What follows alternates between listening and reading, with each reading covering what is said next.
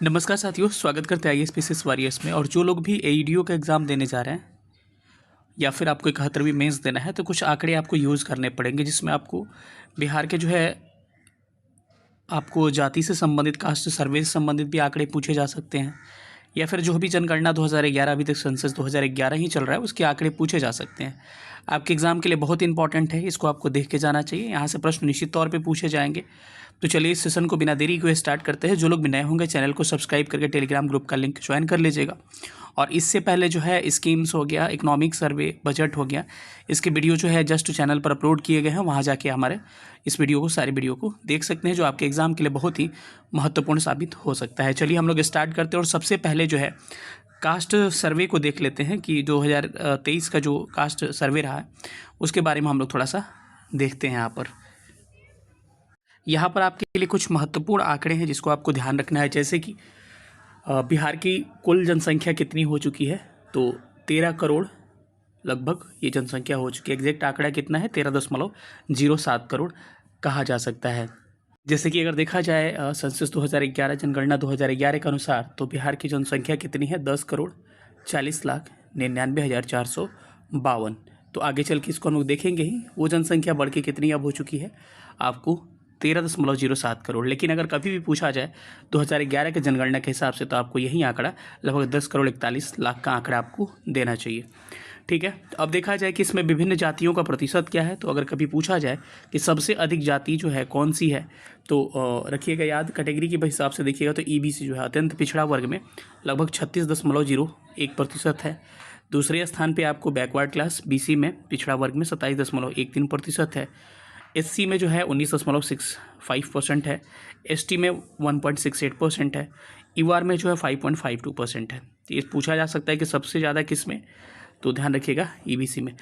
TRE के exam में ये आंकड़ा पूछा गया था कि जो है टोटल पिछड़ी जाति कितनी है, तो उसका संदर्भ था बीसी और ईबीसी, क्योंकि ऑप्शन जो था यही था। तो दोनों को जोड़ लीजिएगा तो कितना हो जाएगा, बीसी प्लस ईबीसी हो जाएगा आपका 63.14%, लगभग 63% याद रखिएगा।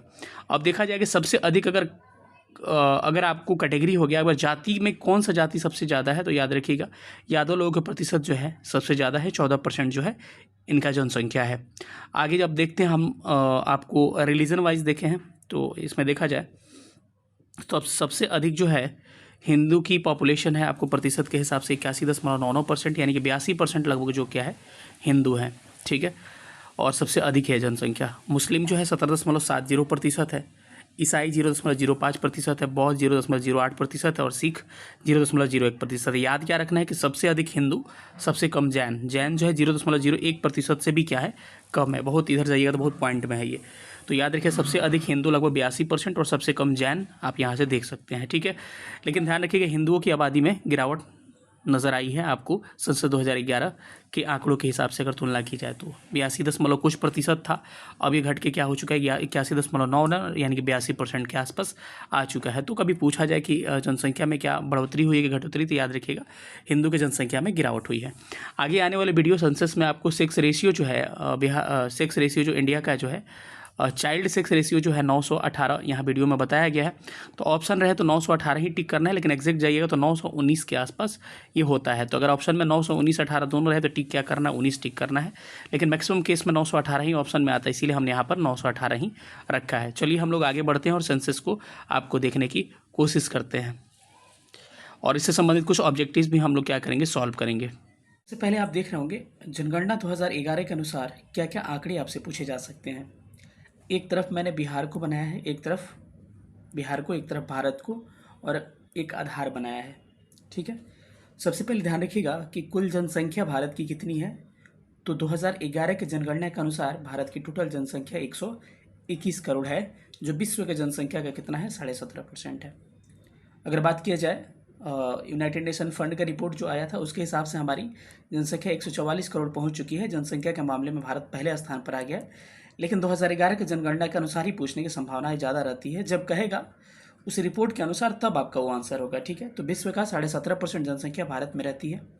अगर बात किया जाए पुरुष जनसंख्या कितनी है भारत में, लगभग 51% पुरुष जनसंख्या, और महिला जनसंख्या कितनी है, लगभग 48% है। सबसे अधिक जनसंख्या के मामले में प्रथम स्थान किसका है, उत्तर प्रदेश का है, और सबसे अंतिम स्थान किसका है, सिक्किम का है। तो इसको ध्यान रखना है कि यूपी जो है पहले स्थान पर आता है, सिक्किम जो है सबसे अंतिम स्थान पर आता है। अगर बात किया जाए यूपी के बाद से कौन कौन से स्टेट है, तो महाराष्ट्र है और तीसरे स्थान पर बिहार का स्थान जनसंख्या में आता है। सेम आंकड़ा को बिहार में हम देखते हैं तो बिहार की जनसंख्या एक एक लाइन याद होना चाहिए आपको, 10,40,99,452। कितनी है जनसंख्या? 10,40,99,452 बिहार की जनसंख्या है और कुल भारत की जनसंख्या का 8.6% है।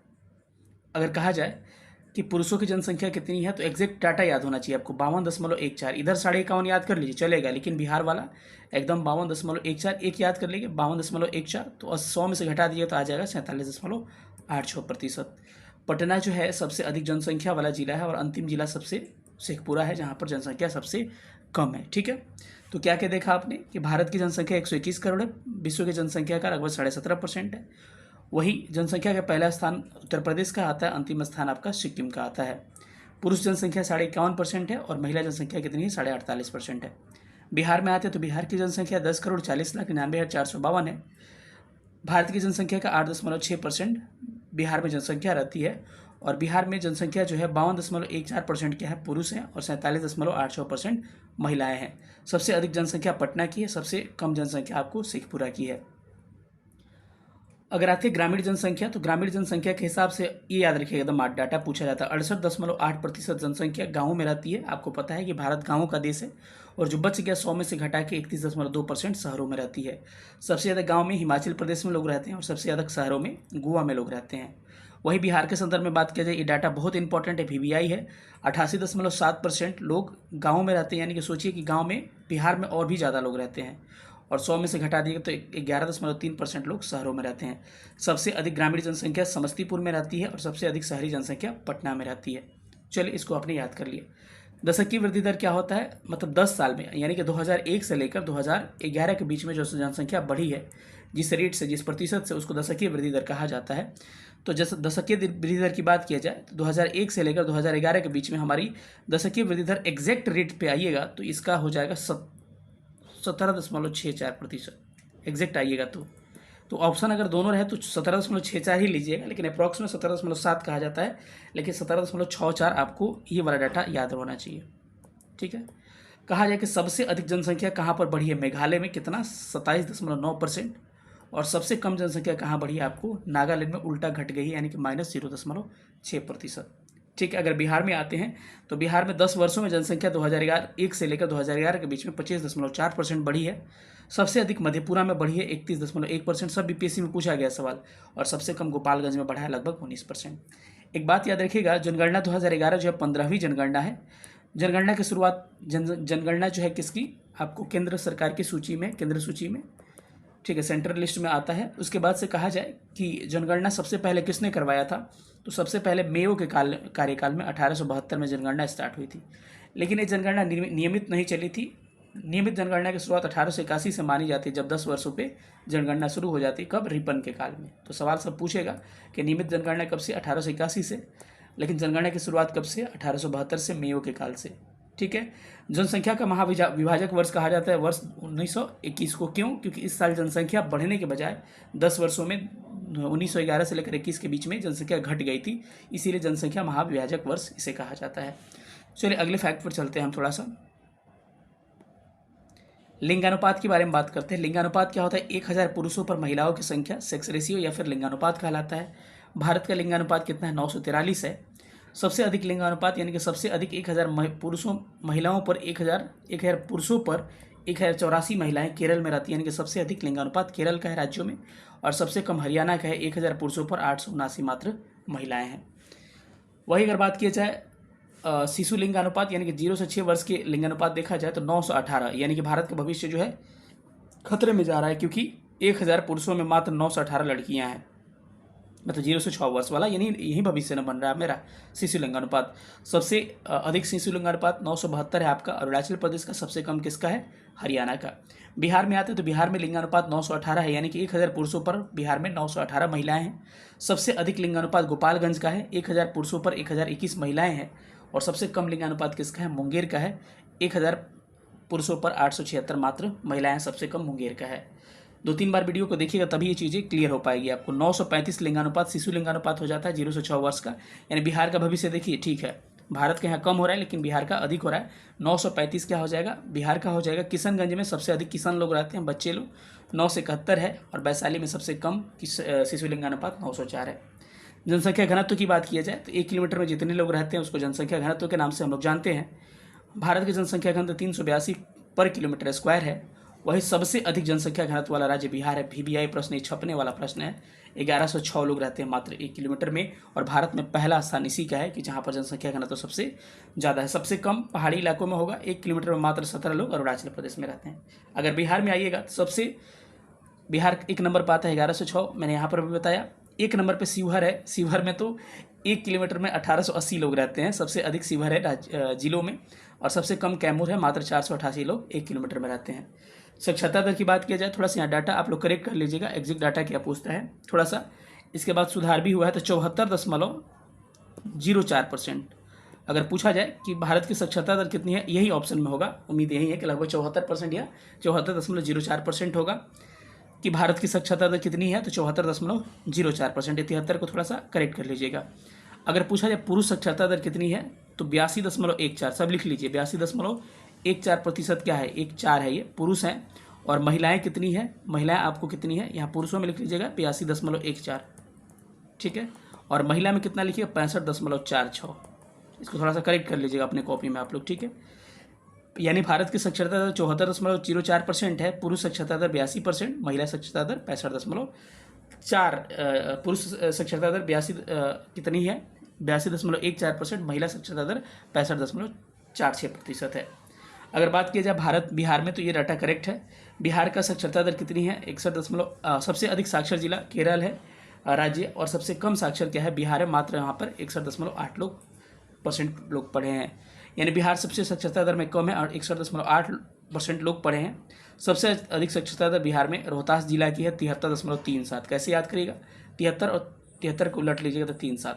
सबसे कम साक्षरता दर पूर्णिया की है, 51 कितना है, 08%। अगर बात की जाए पुरुष साक्षरता दर, सबसे अधिक रोहतास का ही है, 71.2%। और सबसे कम किसका है, आपका पूर्णिया का है। वही महिला साक्षरता दर सबसे अधिक कहाँ का है, रोहतास का ही है, 51.5%। सबसे कम का है सहरसा का। यहाँ फोकस करिएगा, क्योंकि देखिए ओवरऑल साक्षरता दर में बिहार में सबसे ज़्यादा रोहतास का था, पूर्णिया का क्या था, सबसे कम था। पुरुषों में भी क्या है, पुरुषों में एक सबसे अधिक रोहतास का, पूर्णिया सबसे कम। लेकिन महिलाओं में उल्टा हो रहा है, रोहतास तो ज़्यादा है लेकिन सहरसा सबसे कम में चला जा रहा है, पूर्णिया नहीं है। तो यहाँ फोकस करना होगा। पूछ देगा महिला साक्षरता दर किस जिला की बिहार में सबसे कम है, तो आंसर क्या करना है आपको, रोहतास, आपको सहरसा आपको आंसर करना है, ठीक है। चलिए अब आते हैं थोड़ा सा केंद्र शासित प्रदेशों के बारे में, और इसके बारे में कुछ फैक्ट देखते हैं। आजकल इसमें भी सवाल बन रहा है। सबसे अधिक जनसंख्या केंद्र शासित प्रदेश में दिल्ली में है। सबसे कम जनसंख्या कहाँ पर, लक्षद्वीप में है। दशकीय वृद्धि दर सबसे अधिक कहाँ हुआ है, हवेली में। जनसंख्या खूब बढ़ी है दादर नगर हवेली में। सबसे कम वृद्धि कहाँ हुआ है, लक्षद्वीप में। जो लोग लक्ष्य ज़्यादा रखते हैं, यानी साक्षरता दर लक्षद्वीप की सबसे अच्छी है केंद्र शासित प्रदेशों में, ये भी याद रखिएगा, ठीक है। लिंगानुपात यानी कि पुरुष और महिलाओं का रेशियो देखिएगा तो पुदुचेरी में सबसे ज़्यादा है। सबसे कम दमन और दीप में, जहाँ महिलाओं का दमन होता है, यानी कम है। साक्षरता दर देखा जाए तो सबसे अधिक लक्षद्वीप का है, सबसे कम कहाँ, जहाँ पे महिलाओं का दमन होता था, वहाँ लिटरेसी रेट कम है, इसीलिए दमन होता है। ऐसे याद रखिएगा, दादर नगर हवेली में सबसे दमन होता है। चलिए आगे थोड़ा सा बढ़ते और फैक्ट को देखते हैं। हाँ, अब ST/SC जनसंख्या के बारे में भी आजकल सवाल पूछ रहा है कि सबसे अधिक SC शेड्यूल कास्ट यानी कि अनुसूचित जाति कहाँ पर है। संख्या के हिसाब से सबसे ज़्यादा अनुसूचित जाति उत्तर प्रदेश में है। वही प्रतिशत के हिसाब से सबसे अधिक अनुसूचित जाति कहाँ पर है, पंजाब में है। सबसे अधिक ST यानी कि शेड्यूल ट्राइब्स जो है, अनुसूचित जनजाति, सबसे अधिक कहाँ है, प्रतिशत के हिसाब से मिजोरम में है, कितना, 94.4%। और सबसे अधिक संख्या के हिसाब से कहाँ पर है, मध्य प्रदेश में। भारत में जनजातियों की संख्या कितनी है, 8.6% है। पहला सवाल दिख रहा होगा, निम्नलिखित में से कौन सा विषय जनसंख्या एवं मानव समुदायों के महत्वपूर्ण आंकड़ों के अध्ययन से संबंधित है। इसको डेमोग्राफी कहा जाता है, यानी कि जननांकी। इसका आंसर क्या हो जाएगा, C करेक्ट आंसर हो जाएगा। अगले सवाल पर चलते हैं कि विश्व जनसंख्या दिवस कब मनाया जाता है। आपको पता होगा 11 जुलाई को विश्व जनसंख्या दिवस मनाया जाता है, तो ऑप्शन B करेक्ट हो जाएगा। वर्ष 2001 से 2011 की अवधि में, यानी कि 10 सालों में की अवधि में कुल जनसंख्या में निम्नतम प्रतिशत वृद्धि कहाँ पर हुआ है, यानी निम्नतम दशकीय वृद्धि कहाँ पर हुआ है। नागालैंड में कितना घट गया है, 0.6%। सबसे अधिक कहाँ पे हुआ था, मेघालय में, जहाँ पर मेघ लगता है वहाँ पर जनसंख्या सबसे ज़्यादा बढ़ती है। ऐसे याद रखिएगा, 27.9% सबसे अधिक मेघालय में बढ़ा है। अगले प्रश्नों पर आते हैं। तो अगला प्रश्न करेगा कि जनगणना 2011 के अंतिम आंकड़ों के अनुसार निम्नलिखित राज्यों में से स्त्री की साक्षरता दर सबसे कम कहाँ है? तो बिहार में क्या है? सबसे कम है। कितनी है? लगभग 51.5% स्त्रियाँ क्या है बिहार में साक्षर है। सबसे अधिक कहाँ है? रोहतास में हो जाएगा। ठीक है। सबसे अधिक साक्षरता दर कहाँ का है भारत में? केरल में है। भारत की साक्षरता दर कितनी है? 74.04% है। ठीक है। तो इन फैक्ट को थोड़ा सा ध्यान रखिएगा। अगले क्वेश्चन पर चलते हैं। अगला प्रश्न कह रहा है कि जनगणना 2011 के अनुसार 2011 यहाँ पे करेक्ट कर लीजिए। 2011 के अनुसार भारत के निम्नलिखित राज्यों में से किसमें सर्वाधिक अनुसूचित जाति पाई जाती है? तो मैंने बताया था कि सबसे अधिक अनुसूचित जाति कहाँ पर पाई जाती है मेरे भाई। तो इस प्रश्न का करेक्ट आंसर क्या होगा कि सबसे अधिक अनुसूचित जाति आपको पाई जाती है किस राज्य में? अनुसूचित जाति पूछ रहा है, जनजाति नहीं पूछ रहा। सबसे अधिक अनुसूचित जाति आपको उत्तर प्रदेश में पाई जाती है। वही प्रतिशत के हिसाब से सबसे अधिक पंजाब में पाई जाती है, यानी कि एससी की बात कर रहा है, शेड्यूल कास्ट का, शेड्यूल ट्राइब्स की बात नहीं कर रहा है। ठीक है। अगला प्रश्न कह रहा है कि निम्नलिखित राज्यों में से 2011 के जनगणना के अनुसार अनुसूचित जनजाति यानी कि शेड्यूल ट्राइब्स की बात कर रहा है कि सबसे अधिक जनसंख्या के हिसाब से कहाँ पर? तो सबसे अधिक शेड्यूल ट्राइब्स कहाँ पे पाए जाते हैं साथियों मेरे? मध्य प्रदेश में पाए जाते हैं। वही प्रतिशत के हिसाब से सबसे अधिक मिजोरम में पाए जाते हैं। तो ऑप्शन सी इसका करेक्ट आंसर हो जाएगा। निम्नलिखित राज्यों में से वो कौन सा है जहाँ पर अनुसूचित जातियों की श्रेणी की आबादी? इसमें नहीं है, ये थोड़ा सा एक्स्ट्रा प्रश्न आ गया। 2011 के जनगणना के अनुसार अंतिम आंकड़ों के अनुसार भारत में न्यूनतम यौन अनुपात कहाँ? न्यूनतम यौन अनुपात का मतलब कि सबसे कम महिलाएं कहाँ पर हैं? हरियाणा। ऑप्शन क्या हो जाएगा? डी करेक्ट हो जाएगा। जनगणना 2011 के अनुसार भारत के निम्नलिखित राज्यों में और सबसे कम पहला प्रश्न ये प्रश्न क्या था? सबसे कम किसका? हरियाणा का हो गया। लेकिन केंद्र शासित प्रदेशों में सबसे ज़्यादा दमन जहाँ महिलाओं का होता है, यानी कि दमन दीव में। अगर पूछा जाए सबसे कम लिंगानुपात कहाँ का है तो केंद्र शासित प्रदेशों में दमन और दीव का, लेकिन राज्यों में हरियाणा हो जाएगा। तो ऑप्शन डी करेक्ट होगा। जनगणना 2011 के अनुसार भारत के निम्नलिखित राज्यों में से किस राज्य में महिला लिंगानुपात सर्वाधिक है? कहाँ पर महिलाएं सबसे अधिक? भाई केरल में सबसे अधिक क्या है? महिलाएं हैं। ऑप्शन डी करेक्ट हो जाएगा। जनगणना 2011 के अनुसार बिहार का लिंगानुपात कितना है? तो अभी मैंने बताया था कि बिहार का भविष्य क्या है? उज्ज्वल है। 918 बिहार का लिंगानुपात है। लेकिन शिशु लिंगानुपात पूछ रहा है ना, लिंगानुपात पूछ रहा है कि शिशु लिंगानुपात पूछ रहा है? में बाल लिंगानुपात, तो बिहार की लिंगानुपात कितना? 918 है। लेकिन इसका बाल लिंगानुपात कितना है? 935 है। तो क्या हो जाएगा? ऑप्शन इसका ए करेक्ट हो जाएगा। किशनगंज का सबसे ज़्यादा है। 2011 के जनगणना के अनुसार कौन से राज्य में लिंगानुपात क्या है? सबसे कम है। तो आपको पता होगा हरियाणा में क्या है? लिंगानुपात क्या है? हरियाणा में सबसे क्या है? कम है। तो क्या आ जाएगा? ऑप्शन बी करेक्ट हो जाएगा। 2011 के जनगणना के अनुसार बिहार के किस जिले में सर्वोच्च लिंगानुपात दर्ज किया गया है? तो बिहार में सबसे ज़्यादा गोपालगंज में 1021 लिंगानुपात, और सबसे कम लिंगानुपात कहाँ का है? मुंगेर का। ध्यान रखिएगा। ठीक है। अगले प्रश्नों पर चलते हैं। 2011 में देश में निम्नलिखित राज्यों में साक्षरता दर कहाँ सबसे कम है? तो बिहार में सबसे कम है, लगभग कितना? 61.8%। सबसे ज़्यादा कहाँ है? केरल में सबसे ज़्यादा है, लगभग 94% के आसपास। ठीक है, इसको ध्यान रखिएगा। अगले क्वेश्चन पर आते हैं कि 2011 के जनगणना के अनुसार अंतरिम आंकड़ों के अनुसार भारत में साक्षरता दर का प्रतिशत कितना है? 74.04%। करेक्ट करना चाहे तो यहीं से कर लीजिएगा। मैंने जो बताया था कि 82.14 क्या है? पुरुष है। और महिलाएं कितनी है? फीमेल जो है 65.46% है। निम्न में से 2001 से लेकर 2011 ऐसे होगा। 2001 से लेकर 2011 के दशक में भारत की जनसंख्या दशक की वृद्धि दर 17.64% मैंने कहा, लेकिन एग्जैक्ट कितना होता है? अप्रॉक्सीमेट 17.7 होता है, लेकिन ऑप्शन अगर मिले 17.64 को आपको चूज करना है। ठीक है। जनगणना 2011 के अनुसार भारत के किस राज्य में सबसे अधिक जनसंख्या घनत्व? तो ये प्रश्न छपने वाला है। बिहार का जनसंख्या घनत्व भारत में सबसे ज़्यादा है। 1106 लोग बिहार में रहते हैं। और सबसे ज़्यादा बिहार में कहाँ पर बताइएगा? शिवहर में सबसे ज़्यादा। ठीक है। सबसे कम कैमूर में। निम्नलिखित